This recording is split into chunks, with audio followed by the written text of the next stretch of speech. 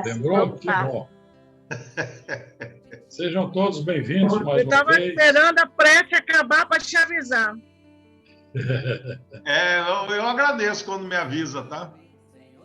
É bom, né, Jacu?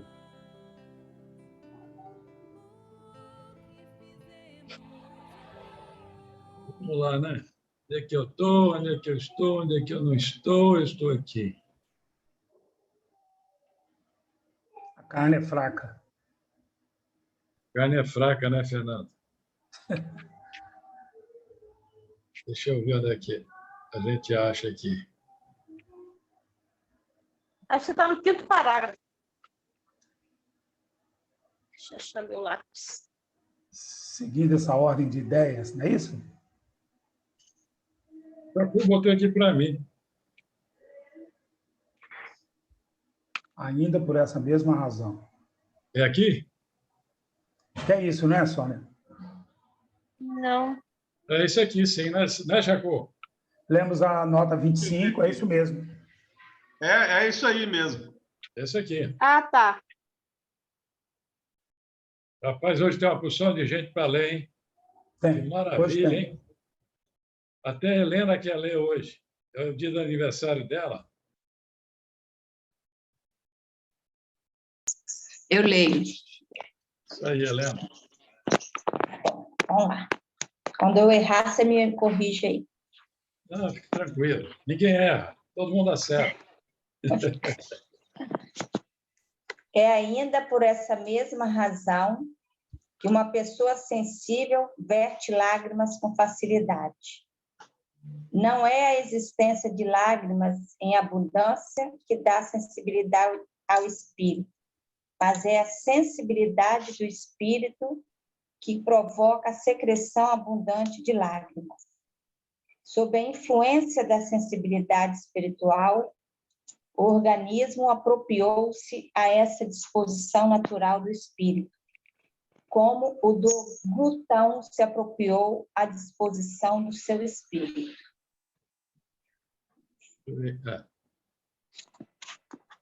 Seguindo essa ordem de ideias, compreende-se que um espírito irascível deve impulsionar um temperamento bilioso, de maneira que um homem não é colérico por ser bilioso, mas é bilioso porque o seu espírito é colérico.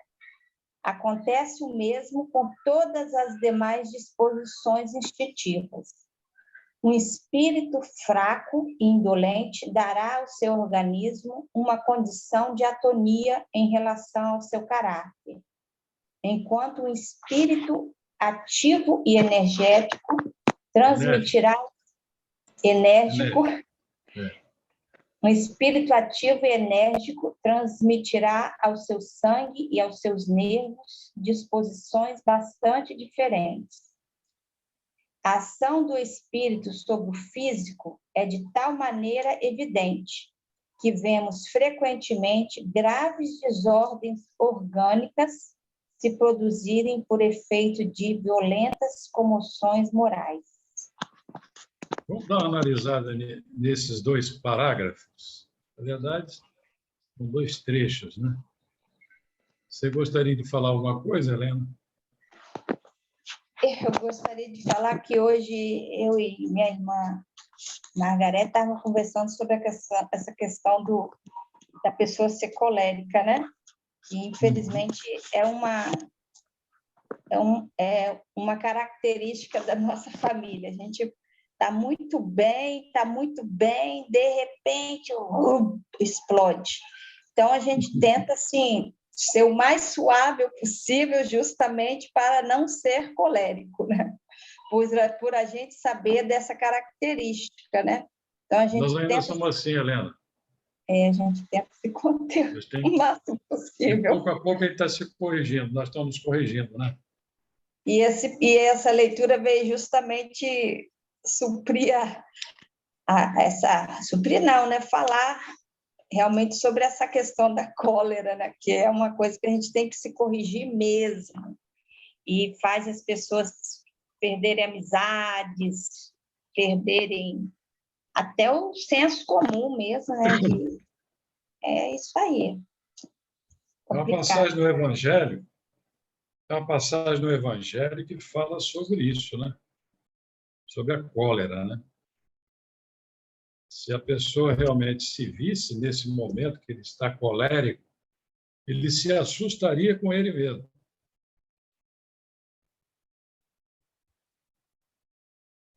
Não lembro aqui qual o capítulo do Evangelho que fala, mas tem lá um trecho, lá uma parte do Evangelho segundo o Espiritismo que fala exatamente sobre essa questão do colérico.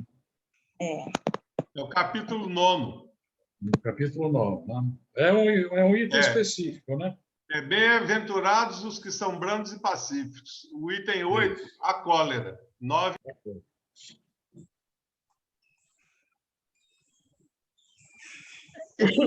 Podia passar essa página, tio? Né? A página seguinte? O espírito tal. Eu acho que fica muito evidente que as escolhas que a gente faz, elas se refletem, porque quem faz a escolha é o espírito, né? Como isso se reflete em todo o nosso corpo, na organização infinitesimal, já desde as células ao corpo físico maior.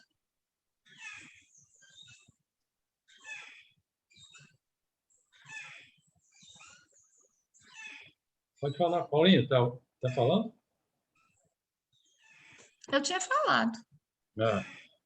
Eu não estava ouvindo direito. Não, eu estava falando que toda escolha, todo livre-arbítrio vai estar lá no seu espírito. Sim. E tudo que você escolhe, a forma como o seu espírito se coloca, ela se reflete nas células do seu corpo físico. Sim, E na exatamente organização total.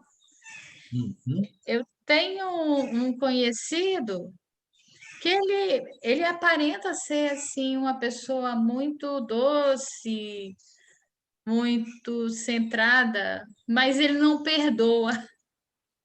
Como ele não perdoa, ele tem crise de pânico, vira e mexe, aí desarranja todo a parte emocional dele com uma facilidade tão grande.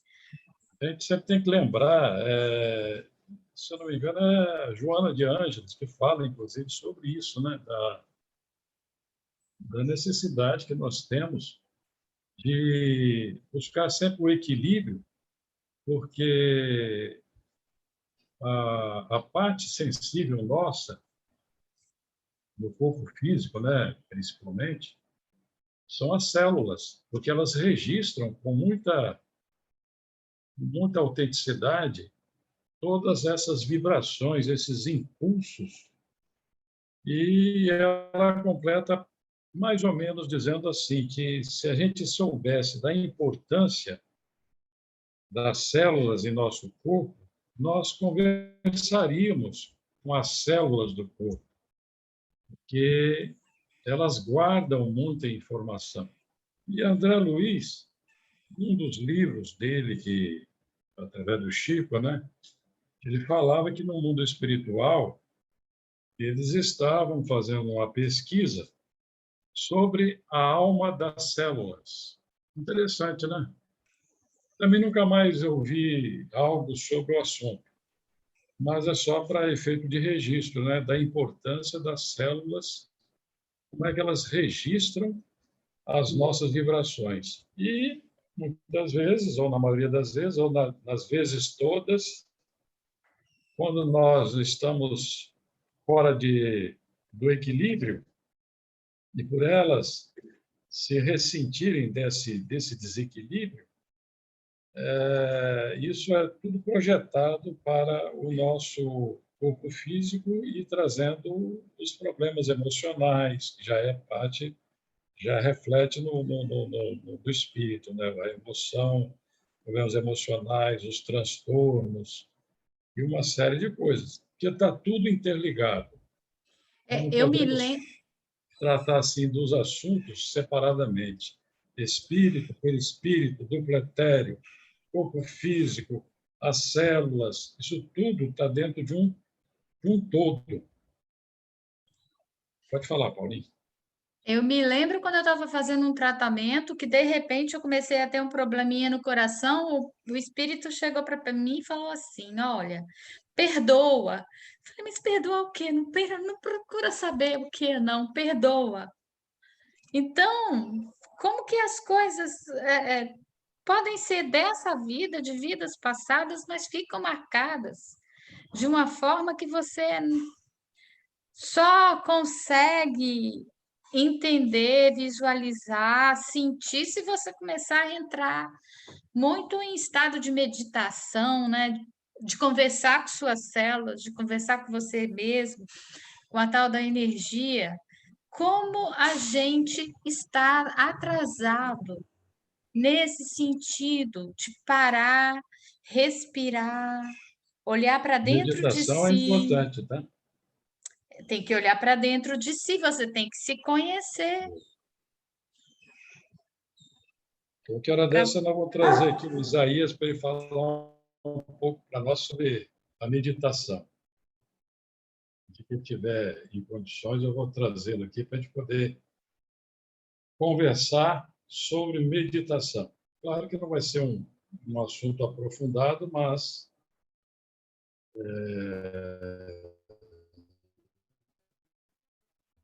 vamos trazer. Bem lembrado sobre meditação, Paulinho. Porque nós ocidentais temos essa dificuldade, né? É um estresse contínuo. Já isso para os orientais é uma coisa mais cultural. E põe cultura de muitos séculos, né? Milênios. É verdade. Alguém mais? Fernando, Leonice, Márcia, Arnon, Gabriela, Sheila, Sônia. Mas eu acho que o tema, os comentários foram assim bem pertinentes. Eu não vejo como acrescentar muito, não. Tá bom. Vamos lá, Helena. Mais um pedacinho? Vamos lá. A expressão comum. A emoção pôs-lhe o sangue a ferver. Não é tão desprovida de senso como se poderia pensar. Ora, o que poderia agitar o sangue, senão o espírito por suas disposições morais? Exatamente, né? Você observa direitinho que sempre vai e volta, ele sempre está tocando o assunto. Quem é que comanda isso tudo? O comando vem da onde? Do espírito, né? Nossa, espírito. Né? E tem uma nota aí do seu Herculano, que é muito interessante. A medicina psicossomática, a psicoterapêutica em geral e, atualmente, a parapsicologia vieram confirmar cientificamente em nossos dias, através de pesquisas e experiências, a verdade desse princípio. Nota do tradutor. Isso aí. E falar em doença psicossomática é um negócio complicado, hein? Porque a pessoa não tem nada, de uma hora para outra começa a ter uns... É tipo a diabetes. Uns reverterium ad locutorium.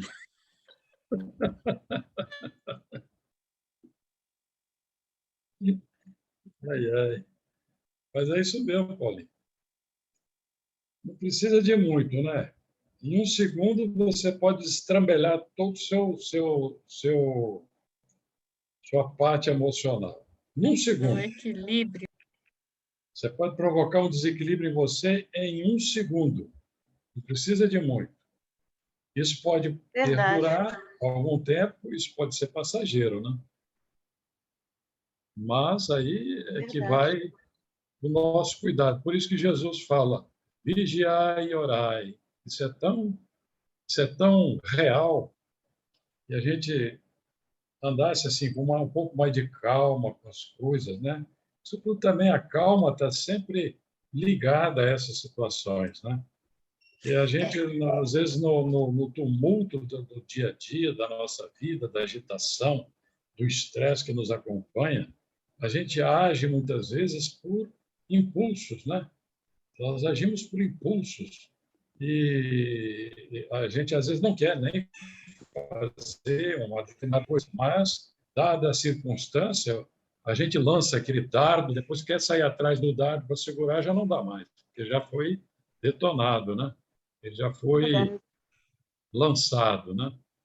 E, às vezes, uma única palavra, nós destruímos outras pessoas, ou nos destruímos também, porque quando você lança a palavra mal colocada e que você viu que ela atingiu o outro, você também se sente atingido, que não era exatamente aquilo que você queria. Aí entra no processo de arrependimento, conforme a gravidade da coisa, entra num processo de remorso, aí entra a depressão, entra uma série de coisas. A gente tem que estar sempre vigilante mesmo. E a prece, né? A prece tem que acompanhar, né? Levantou, não é só levantou e deitar, não. Nós temos, durante o dia, existem várias formas de fazermos a prece. Não é aquela prece decoradas. Pode até ser uma prece decorada, mas não necessariamente. O mais importante é aquela prece que vem do fundo do coração. Essa sim. Palavras simples, pensamentos simples, porém com uma eficiência, com a eficácia que a própria prece nos coloca. Lá no finalzinho do Evangelho segundo o Espiritismo, tem lá uma parte que fala exatamente sobre preces, né? E tem um livro que fala, do Palhano, inclusive, que fala sobre prece. E, se eu não me engano, tem um também de Kardec que fala sobre prece. Se eu não me engano. Esse livro aqui, ó, Bem? Espalhando, ensina muito a fazer prece. Esse livro aqui, ó, Espalhando. Ah, sim, ele é do Palhano, Lamartine Palhano. Esse livro é muito interessante. Ele faz umas abordagens muito interessantes, né? Do pedido, agradecer. Esse negócio da psicossomática aí, eu me lembrei direto do Pedro e da Clara quando eu comecei a fazer o tratamento. A Clarinha começou a ter vitiligo, com desequilíbrio da glândula da tireoide dela. Ficou uns 2 anos e melhorou. E o Pedro caiu o cabelo nele assim, nunca mais nasceu de novo. Tudo por um desequilíbrio emocional muito forte. Boa tarde, pessoal. Boa tarde. Boa tarde. Pois é.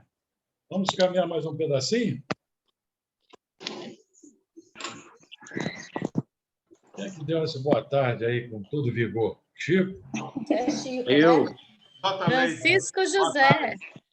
Francisco Yolanda. José. Isso aí, Yolanda. Eu mesmo. Também. Boa tarde, gente. Seja Desculpa bem-vindo, o horário, seja mas. bem-vindo. Boa tarde, Yolanda. Boa tarde, Chico. Boa tarde. tarde. Hoje e amanhã vai ser assim, não tem jeito. Estou com a Olha, netinha. Yolanda, a gente Sem só tirou um problema, pedacinho do seu importante que bônus você horas. Eu tirei só um pedacinho do seu bônus horas. Egeu é mal, ó. Acabou no lanche. Pode ir? Vai, né? Vamos. Pode-se admitir que o temperamento é, pelo menos em parte, determinado pela natureza do espírito, que é causa e não efeito. Dizemos em parte porque há casos em que o físico influi evidentemente sobre o moral. É quando o estado mórbido ou anormal é determinado por uma causa externa, acidental, e dependente do espírito independente do espírito, como a temperatura, o clima, os vícios hereditários, que influem na constituição, um mal-estar passageiro, etc. O moral do espírito pode, então, ser afetado nas suas manifestações pelo estado patológico, sem que a sua natureza própria seja, por isso, modificada. Quer continuar ou a gente para aqui e vamos conversar sobre? Podemos parar. Deixa eu ver o que tem Eu depois. acho que deve parar também.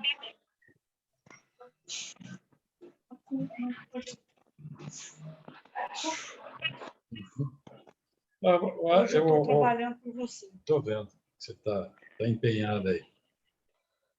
Eu acho que esse pedacinho vai ajudar, tá, Helena?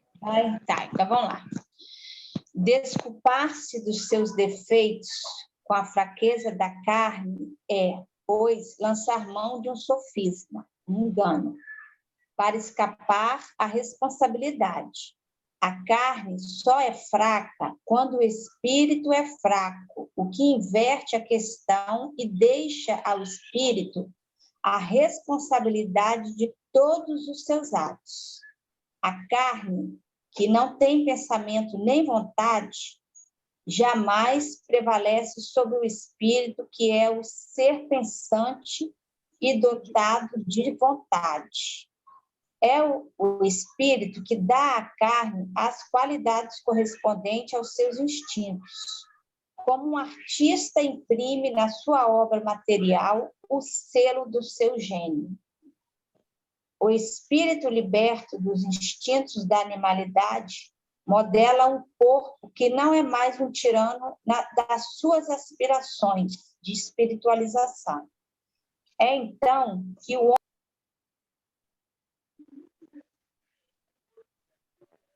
Helena, você sem querer desligou o seu áudio. Então que o homem come para viver, porque viver é uma necessidade, mas não vive para comer. Alguns vivem para comer. A minha tia fala que ser glutão é o melhor pecado que tem. É a da gula, né? Isso custa caro depois, hein? Alguns pezinhos. Eu voltei aqui ao item anterior, ao parágrafo anterior, para que a gente analisasse de uma forma geral, né?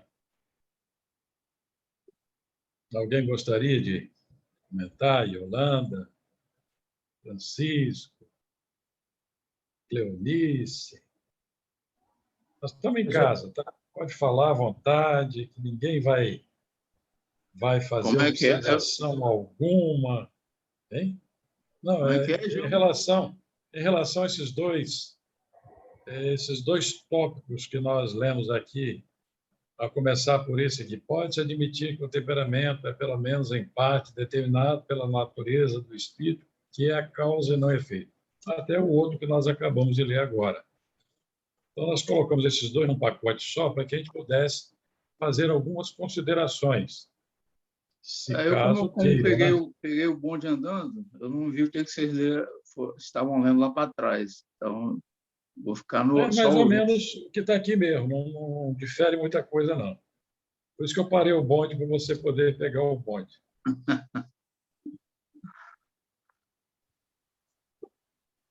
Tem situações, por exemplo, ele fala aqui do clima, e quando está quente demais, né? Como que a gente fica mal-humorado? Eu não estou conseguindo captar.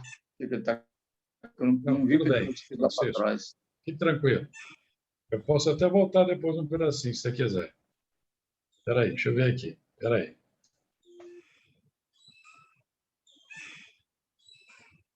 A gente estava aqui. A expressão comum é a emoção pôs o sangue a ferver, não é tão desprovido de senso como se poderia pensar. Ora, o que poderia agitar o sangue se não o espírito, por suas disposições morais?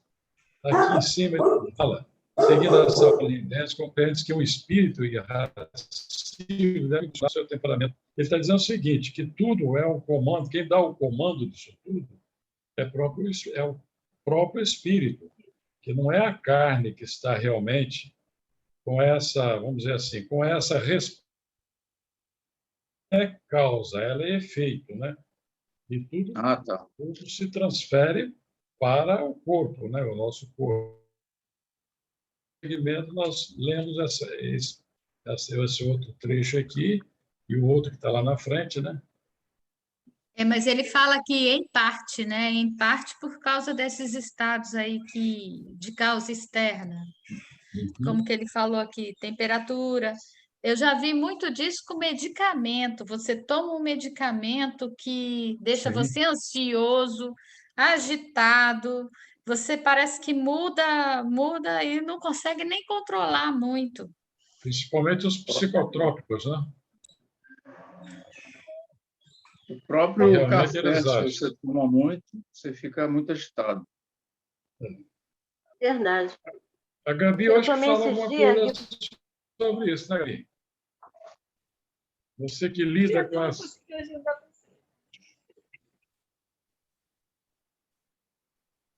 Estou recebendo aqui a notícia que a Fernandinha, a Márcia, acabou de agendar para mim para me vacinar. Que beleza, que maravilha. Fernanda é um Graças doce. a Deus. E graças de Deus. Veio para quê? Para 70 anos, Titio? 72. Sexta-feira, 8 horas da manhã. manhã. Então vai ser agora a partir de 70, então. É a partir de 70? É, né? É. A partir de 70, é. Legal. Maravilha, hein? Amém, Jesus. Mas olha só, eu queria tirar uma dúvida aqui, ó. Tá falando assim: é quando um estado mórbido ou anormal é determinado por uma causa externa, acidental, independente do espírito, como a temperatura, o clima, os vícios hereditários que influem na constituição. Eu queria entender o que são os vícios hereditários. Tem gente que tem vício em drogas e a criança, ela às vezes traz sequelas, né? Normalmente traz. Não é? Tá. Então está se falando exatamente aqui. Entendi agora, tá? Na verdade, a gente parece que foge do mundo real quando a gente está aqui, né? Do mundo real. Eu não sei qual. Bom, e vice-versa.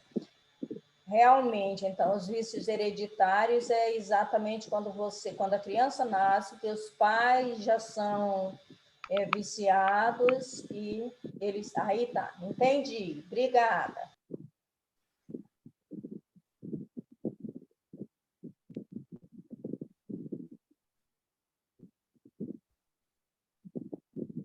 Eu tenho uma observação. Eu vou fazer uma observação aí. Como é que é? Vou fazer uma observação. Nós não somos donos, o espírito não é dono do seu pensamento, da sua vontade. Eu fico pensando, como que a criança vem no útero, ele já vem com vício. Se nós temos uma livre... Lembre-se que a criança já foi adulto no passado, hein? Lembre-se que a criança que está no útero foi o ano passado. É isso que eu estou pensando aqui. Eu nunca fui, eu estou nascendo criança, mas eu já fui adulto. Então, eu vim no útero de uma mãe drogada. Nós, espíritos, somos milenares. Nós já passamos por vários processos, Joana. Já viemos de outros mundos, viemos de outras escolas, do mundo por aí afora. Mas aí o que acontece? Além do que nós temos na nossa consciência... Ei, é porque você está cortando a sua comunicação Eu estou tendo dificuldade em te acompanhar, porque ela está chegando aqui para mim cortada. Fala outra vez. Nós já vemos, eu já vi de outras encarnações, então já fui adulta. Então, eu venho no útero de uma mãe que é drogada. Eu vou ser drogada se eu já vim com isso. E não porque ela é drogada. Forma alguma. Exatamente. Pode sim e pode não. Se você tiver tendência para a droga, você vai assimilar. Se você não tiver tendência, você vai vencer tudo sem se contaminar, sem se envolver com isso. Quantas pessoas que nascem lá no seio das favelas mais perigosas, que são limpos, não que os demais sejam sujos, né? De forma alguma, pelo fato de ela na favela, né? Não é o problema da favela, é o problema de estar junto aos drogados, né? Essa criatura que vive lá no meio de povos assim, de um povo que lida com droga, com tráfico, e sai daquele meio sem se contaminar. Isso é do espírito, é aquisição já do espírito. Eu não estou com isso dizendo, difamando e nem fazendo diferença nenhuma com quem mora em favela. Eu já morei em lugares piores que a favela, tá? Às vezes, algum desses vem até para ajudar o pai ou a mãe. E vem até para mostrar a todos nós a sua capacidade, né? Por isso que não se fala mais produção. Entendeu? Aqui fala em uma causa externa acidental, independentemente do espírito, como a temperatura, o clima, os vícios. Qual seria, por exemplo, para essa temperatura, o clima? Porque eu penso assim, uma causa externa, por exemplo, a pessoa, ela, não sei se meu raciocínio está certo, né? Por exemplo, ela é uma pessoa íntegra, mas, por exemplo, no estado extremo se a pessoa às vezes está fisicamente debilitada pela fome, aí talvez ela seja capaz de roubar. Seria alguma coisa assim? Uma causa externa extrema? Pode ser. Ou então exemplos dessa como que a temperatura, o clima, o vício está entendido, né? Mas como que a temperatura, o clima pode, quer dizer, é uma coisa física, vai sobrepor ao espírito, sobre o espírito. Porque nesses casos, aí, quando fala em temperatura, clima e etc., isso pode ter uma influência emocional. Quantos que realmente, pelo fato de morarem... Eu, por exemplo, se nós sairmos daqui, por exemplo, morar lá no Alasca, nós vamos ter problema. Porque nós não estamos condicionados àquele clima. Vamos ter problema. Sim. Se pega alguém do Alasca e traz aqui para Vila Velha, tá? Como é que é? Por exemplo, ô Egeu, eu digo que eu sou movida à energia solar. Eu sou literalmente movida à energia solar. Com o tempo, eu consegui controlar determinada coisa. Então, por exemplo, como você citou Alasca, vamos supor que eu fosse morar num país, né, que 6 meses dias e 6 meses noites. Eu acho que eu passaria muito mal pela falta de sol, porque, por exemplo, há uns tempos atrás, eu ficava deprimida em dia nublado, dias muito tempo assim, chuva, nublado, sem sol, eu ia ficando deprimida, ia me afetando realmente profundamente o meu estado emocional, né? São causas externas. Isso eu consegui controlar. Eu consegui controlar, que eu comecei a falar assim, não, é só um período. Eu comecei a fazer minha cabeça pensar o contrário. Não, o dia nublado também tem sua beleza, sabe? Mas antes eu ficava assim, se demorasse muito tempo, eu ficava deprimida, né? Então, talvez seja esse tipo de coisa, né? Sim. Você acabou de dar um exemplo real, então, do que ele está falando aí. Verdade. É isso aí. Seu espírito foi o mais se impôs sobre o seu corpo. Você começou a sentir que poderia ser diferente. É isso aí, chefe. Mas olha só, é que nós não chegamos até o final, porque fala assim, que nem a temperatura, o clima, os vícios hereditários que influenciam na constituição, um mal-estar passageiro.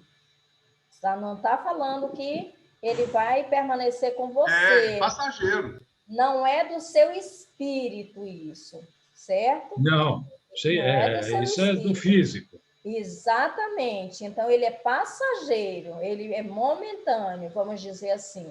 Ou momentâneo enquanto uma situação. Ele pode levar 1 ano, 2 anos, pode levar um determinado tempo, mas vai passar, porque Quando não você fala, é seu. Sheila, na depressão que a Leonice está implementando, essa depressão ela pode ser um registro que você faz, mas é uma depressão, vamos dizer assim, superficial, né? E existem situações diferentes, né? Quando a pessoa realmente entra num estado depressivo, ela leva aí um bom tempo sem conseguir sair dessa condição, né? A mudança do clima muitas vezes provoca nas pessoas um certo... A gente fala que é uma certa depressão, né? Talvez a gente não tenha uma outra palavra para emprego. E a depressão propriamente dita, ela é uma enfermidade, né? É tratada como uma enfermidade mesmo, né? É uma enfermidade que às vezes dura algum tempo, né? Só quem já passou por ela... Deixa eu te dar um exemplo que nós presenciamos. Não sei se o Fernando presenciou isso bem. Quando a gente estava lá no Iraque, nós estávamos no Iraque, o calor lá, no tempo do calor, vamos dizer, do verão deles, que são 7, 8 meses, chega em torno de 62 graus. Nossa. E tem muitos brasileiros que chegaram lá, tiveram problemas seríssimos, com sangue pelo nariz e não parava, tiveram que voltar para o Brasil em camisa de força.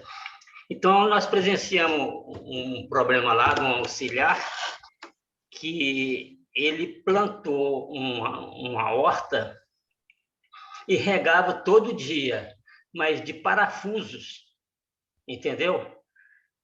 Seríssimo. Ele chegou a esse ponto de escolher um local lá, plantar uma hortazinha com parafusos, porca, prego, e toda manhã ele ia lá molhar essa planta dele.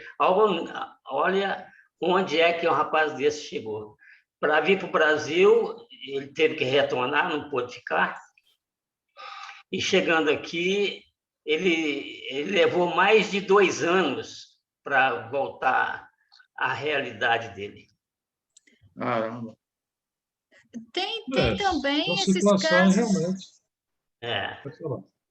De medicamentos, como a gente já viu, por exemplo, tem um monte de medicamento tarja preta lá que você vai olhar a bula, tá lá, risco de suicídio. Aí eu fico pensando, será que a pessoa já não tem essa tendência para acabar se suicidando de alguma forma? Porque, por exemplo, quando eu fazia a químio, eu tinha bipolaridade. Mesmo a hora que eu estava muito feliz, você traz uma desorganização ficava... para a constituição física, né? Eu queria falar uma coisa. Eu fiquei em dúvida aí. Quem está falando? Márcia. Esse parágrafo aí me deixou em dúvida. Por quê? Quando a gente nasce, igual assim, tem minha mãe e ela tem os vícios dela, tá bom. Eu necessariamente, não discordo que eu tenha algum vício em relação por causa dela. Porque pela doutrina espírita, pelo que a gente já estudou, eu não lembro aonde. Porque nós afinizamos, quando nascemos numa família, até mesmo para poder trabalhar essas maus tendências que a gente já vem de vidas passadas. Hoje, eu sei que a medicina, né, ela fala muito sobre a genética, sobre essas coisas assim, né? Que a gente possa vir herdar de um câncer, porque sua mãe tem câncer, tudo. Então, eu acho que é uma coisa assim que a gente tem que aprofundar mais, porque eu já li algo parecido que a gente está falando aqui, que isso daí, por sermos espírita e estar estudando essa doutrina, eu vou até perguntar a Kardec depois aqui no Google aqui. Pergunta aí. Mas só para te dizer, a enfermidade, o vício, ele não é hereditário, não. Mas, tio... Então não vem da Pode sofrer alguma influência. Pode sofrer uma influência. O que é hereditário, que nós todos sabemos, é a mediunidade. Mediunidade é hereditariedade. É uma situação hereditária, que ela é orgânica. Mas o vício, ele pode sofrer alguma influência. Pode, mas não necessariamente. No caso que a Marcinha está perguntando, por exemplo, nos países frios, tipo lá na Rússia, eles têm costume de beber álcool para poder se esquentar, já é uma coisa cultural. Então, muitas vezes, isso não é tratado como um desvio. Só quando aí a pessoa pode desenvolver, no caso, o alcoolismo, né? Mas nem todo mundo desenvolve. Uhum. Eu fico pensando se não seria mais ou menos isso. Sobre essa questão do vício, ele está falando que os vícios hereditários que influem na Constituição. Ele não está falando que o espírito que vai nascer viciado. Influi na Constituição. Mas o espírito que vai nascer, ele pode ser um espírito já mais desenvolvido, ele vai vencer aquilo pelo próprio espírito dele. Por isso que eu falei que ele pode isso. Até... Pode acontecer. Não necessariamente. Ele não está falando que o espírito vai nascer viciado. Ele não está falando isso. Ele está falando que os vícios hereditários que influem na Constituição. Eu estou entendendo que seria na Constituição do corpo físico. Que levaria ele a ter alguma tendência, mas não quer dizer que ele vai ser viciado. Inclusive, há relatos, né, médicos. A Fernanda, a Gabriela podem falar disso. Quando nós estávamos fazendo o curso lá dos alcoólicos, esqueci. Os usuários de droga, né? A gente fez 1 ano de curso e há relatos de que há crianças de pais usuários de droga e que a mãe continuou a usar a droga enquanto grávida, as crianças já no berçário, elas têm crise de abstinência, porque há uma carga muito grande na constituição física. Aí penso eu, pensando como espírita, né? Que não é o espírito, mas é uma provação muito grande, porque ele vai ter que romper essa barreira. Sim. Vai exigir muito dele, porque ele pode não ser usuário de droga, depois pode, mas ele vai ter que vencer as reações físicas, porque ele tem abstinência já quando bebê. Por exemplo, eu tenho contato com uma criança de 7 anos em que ela é trêmula. Mas, Yolanda, é uma condição, ela está submetida a uma situação química, né?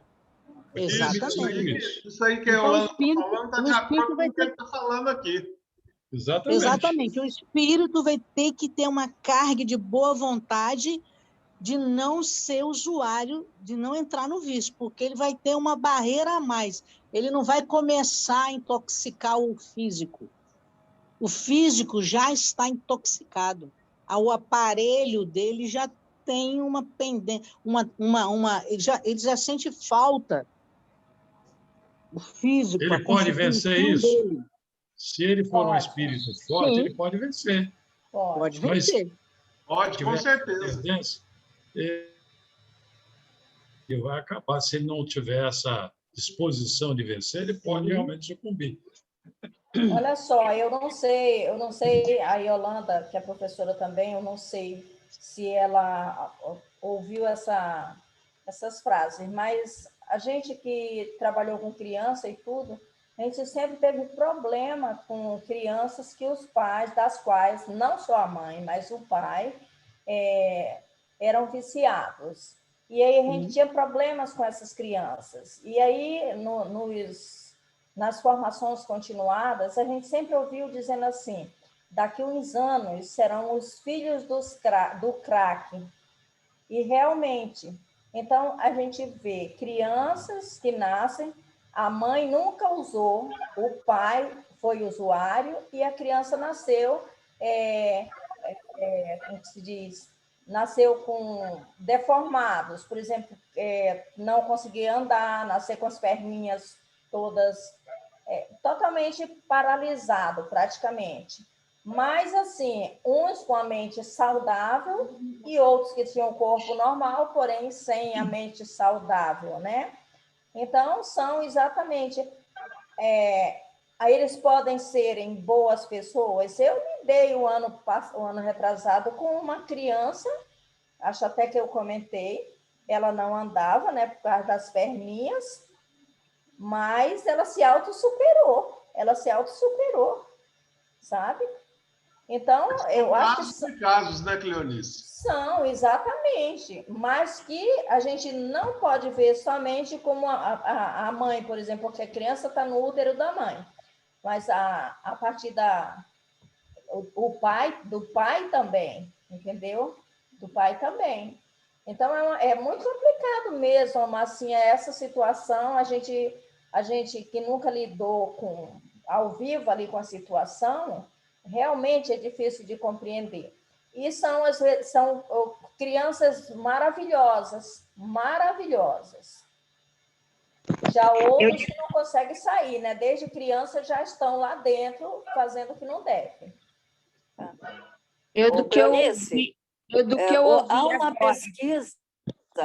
Há uma pesquisa que diz Alguém que... falou, está falando? Eu que estou falando. Há uma pesquisa, eu já vi tem muito tempo, não lembro onde foi, que pessoas, por exemplo, alcoólatras, né, que têm filhos, há uma informação ou uma alteração genética no DNA. Então, por exemplo, pais alcoólatras, não só a mãe, mas o pai. O pai, ele transmite essa falha, vamos dizer assim, no DNA. E a criança, ela nasce, vou usar a palavra, com tendência a ter o vício do alcoolismo. Então, por isso que tem que se ter muito cuidado, que tem umas pessoas sem consciência, que eu já vi, em dar bebida para criança pequena. Aí está, como é que se diz? Acionando o gatilho do vício, do alcoolismo, porque fica registrado no DNA essa falha, vamos dizer assim, né? Que é transmitida pelo pai ou pela mãe. Então, há possibilidade, sim, não só essa questão de mães que geram crianças, né, que usaram droga e geram crianças, que aí o físico já vem com abstinência, a criança, o bebê já nasce com abstinência, mas também nessa situação de o pai transmitir o DNA já com esse problema de alcoolismo, que pode aparecer só mais tarde, quando pega a adolescência, ou quando chega um pouquinho de mais idade, colocou o álcool na boca, há uma tendência muito grande daquela pessoa ser alcoólatra. É verdade. Veja bem, essa parte aqui que ele estava lendo foi interessante, Sheila, que você colocou aí. Olha aí, Kardec afirma aqui, né? A carne só é fraca quando o espírito é fraco. o que inverte a questão e deixa ao espírito a responsabilidade de todos os seus atos.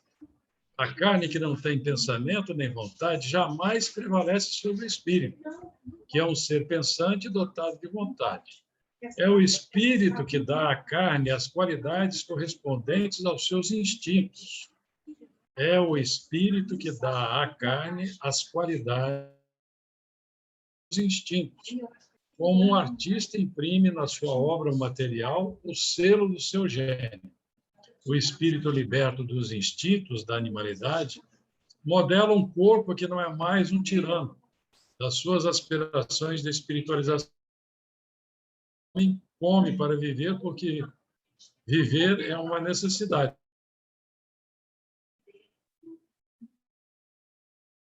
E amanhã a gente pode voltar sobre esse assunto. Se quiserem, amanhã a gente pode voltar a esse assunto para debatermos mais, porque eu acho que é interessante. O que vocês acham? É importante voltar. Eu acho alguém bom, quiser. Várias vezes eu quis falar e não consegui, mas agora também não dá tempo. Egeu. Ei. Fala, meu filho. Não, eu queria saber se você vai dar o start. Sim, senhor. Daremos. Antes que a pessoa haja como Francisco.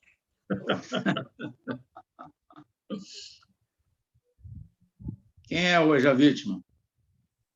Vítima, rapaz? Olha aqui, ó. A bênção, a abençoada. É abençoada. Tá dando para ver aí? Sim. Lindo, lindo. Lindo, parabéns, Helena. Lindo. Não, Helena, né? Helena, lindo. Helena, parabéns, Helena. Beijo no seu coração. Escrito lá em cima, né? Helena, Deus te abençoe. Muitas felicidades, muitos e muitos anos de vida. Parabéns, que a sua caminhada seja longa. Parabéns, tá? Amém. Que seja. Obrigada. A gente volta com esse assunto amanhã? Sim, voltaremos. Se vocês quiserem trazer algum material inerente ao que a gente conversou hoje, será muito bem aceito. Beleza. E aí, agora, o que a gente faz? Jacu, depois coloca o parabéns no grupo. Achei lindo. Ficou lindo. Ok. De bom gosto. De bom gosto. Muito lindo, obrigada. Fazer a nossa prece, né?